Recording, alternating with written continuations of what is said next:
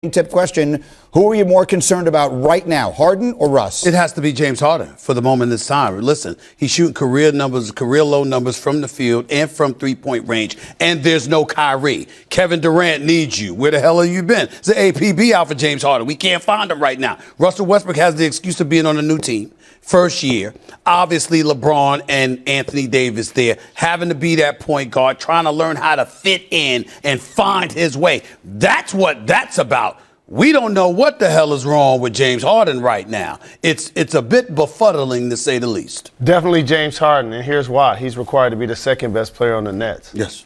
On the Lakers, Russell Westbrook is required to be the third best player. So just that dynamic in itself. And also, when Russell plays bad, it's because he's still giving effort. It's just 10 turnovers. When James Harden plays bad, it's because he's out of shape and or because he's injured. So it's definitely James Harden. What do you think, Mike? It's James Harden. And to Jalen's point, we have seen Russell Westbrook be Russell Westbrook without LeBron out there on the floor. You know, my remedy for this is still to have him play but largely with the second unit. Because he can be Russell Westbrook. He's not incapable of being Russell Westbrook. Harden right now doesn't look capable. And you say, where is he, Stephen A? He's like somewhere in there. He has acknowledged this by saying he's not at that point in conditioning. That hamstring over the summer would not let him get, I'm going to give him an excuse for now. It would not let him spend the amount of time getting in the kind of shape he needs to be in to be the point guard he was last season. I'm sorry. It's hard. I'm sorry. I saw it too many times on Instagram, whatever the hell he was, where he was someplace there but the gym. All right, hamstring seemed to be working just fine when he was traveling all over the place. I'm not going for that. That's number one. Number two, I believe in James Harden. This is a guy that averaged at least 25 a game for 8 straight years, at least 29 a game for 4 straight years. Back to back 30-plus point games. He's got to get back to the Harden that was in Houston to start dancing on people and remind the people what an offensive juggernaut he is. Right now he's averaging 16 points and only 3 free throws. Let me sort of posit this to change the dynamic. Right this minute, I agree with you that it's Harden. But in the big picture, I think we all know what James Harden's role is in Brooklyn, and we expect him to regain it. I'm not sure they're going to figure out what Russell Westbrook's role is in L.A., so in the long run, I think I'm more worried about That's just stubbornness. If they can't figure it out, come on, these are smart people. I mean, LeBron is one of the great minds in the history of the game. Absolutely. All right, Frank Vogel has been accomplished at other places. No, then that's on them.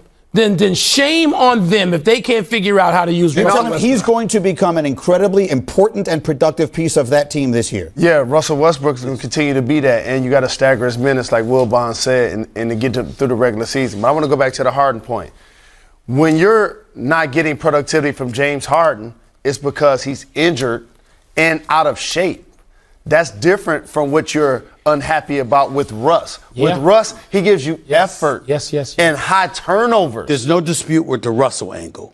With the Harden angle, I'm not even disputing what you're saying there. I'm just saying I think it's incomplete. We got to add the potential of demoralization to the equation. You came to Brooklyn. You were anticipating being a big three. Remember, out of shape, Harden was still averaging near a triple-double with 25 points per game. He was doing his thing. He goes to Brooklyn, okay, and then this year you got the whole Kyrie situation. KD's there is ready, but KD is getting little to no hope. Plus you've got the changing in the rules, but it's still the officiating, what have you. I'm just saying. I agree. He knows what's in front of him. I'm saying there's more of a reason to be concerned about Harden as opposed to Westbrook because of those reasons. I want to go back to a word you said. You said Harden is demoralization? No, he gets no excuses.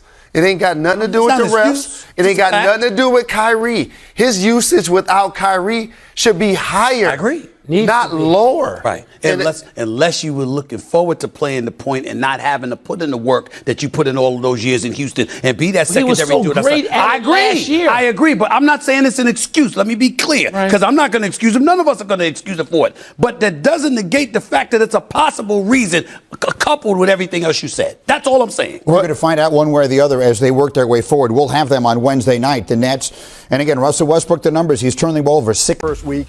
And talking about him, and I've been one of those guys saying it's going to be hard for him all year to find rhythm. So here's what this says to me. First and foremost, it says they can win games now when LeBron sits. That wasn't a luxury they had the last 2 years. And why does that matter? Well, look at last year. They came out of the 7 hole, and you're not doing that in the West. You're not winning 3 straight road series in the Western Conference because in one of those, you would lose the first 2 games.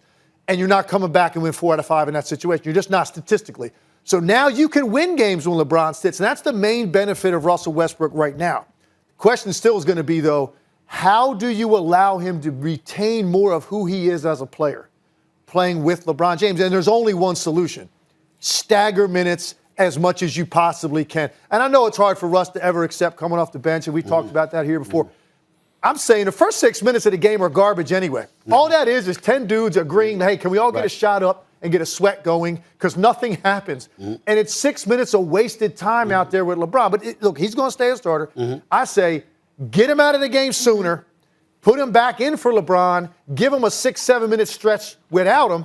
Do that in each half. Right there, that's 14 minutes where it's his team. Because that's what Frank Vogel's going to have to do, Stephen A., to navigate this, because you're going to have a lot of rough nights from Russ offensively. I got you. Like, as constructed. Well, let me say this to you, man, because this is my brother right here. We used to shoot around together and all that stuff. I want you to tighten up your soliloquies just a little bit, because, and here's the reason why. Are you telling people they talk too long? Let me tell you. That can't come from him. It is coming from me. Only because we want time to get back at you, my brother. All right. That's why. Here's the deal.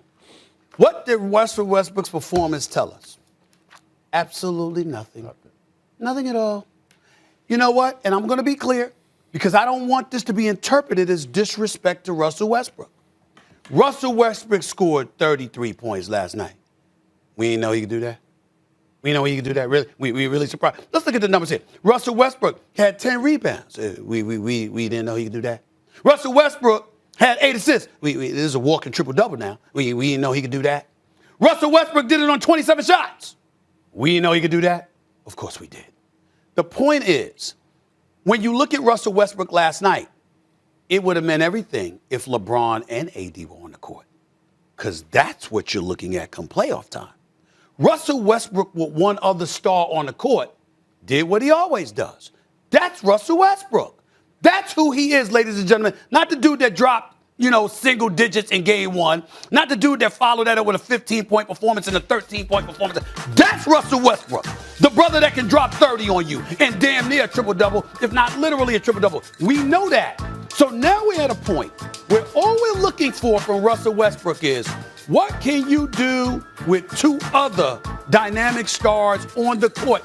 Because that's what it's going to take for the championship. LeBron James is going to be there come playoff time. Anthony Davis is supposed to be there come playoff time. They're going to be on the court with Russell Westbrook. What are you going to do when you have to be deferential to some degree to those guys and you're going up against the Golden State or Utah, even the Clippers, assuming Kawhi Leonard comes back healthy, the Phoenix Suns? What are you going to do then? Until I see that, all I saw was Russell Westbrook being Russell Westbrook. But you kind of glossed over what Tim said in terms of having that depth. So LeBron can rest, right, and they can get a better seed. Yeah, but my point, Molly, is this. All I'm saying is that you have to see Russell Westbrook with a fully loaded squad do that, so you know that he fits in with who you're going to have on the court. Or maybe not. I don't think he'll have nights like that with those 2 guys. Yeah, that's right. That's why I brought it up. That's why I said it meant nothing. You got to see it when they're on the court with them. Marcus? Go ahead, Swagoo. It's just what he's willing to do. To your point, Legs, like his mentality. This is about Russell Westbrook. This is not about LeBron James and AD. It's about Westbrook and his mentality and what he will allow himself to be in order to win a championship. This is the thing that I stood on when they signed Russell Westbrook. I said Russell Westbrook in no way is going to sign with the Los Angeles Lakers without a diminished role in what he's been used to in his career, because he cannot win a championship being Russell Westbrook. Yeah. As you just pointed out, Stephen A. So I lean where you are, Legs. If we are going to diminish the fact of coming off the bench for Russell Westbrook and say he can't thrive in that way, it's going to have to be a responsibility to LeBron James and AD, and Russell Westbrook is going to have to identify that first the offense runs between these 2 guys, and I have to find my way. And that's difficult when you've been who he is for his entire career. And remember this, he's played with 2 superstars already in his career. Now, granted, they were young between him, KD, and James Harden. They wasn't the established guys that they are now, but they all knew each other's talent. And they all had to try to figure out,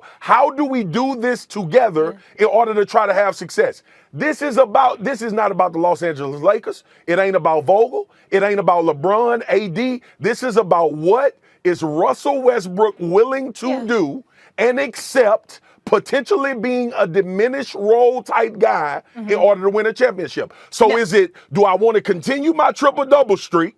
And do I want to force myself to put points on the board, assists, and have the ball all the time? Or am I going to think grand scheme, let's go win a championship, guys?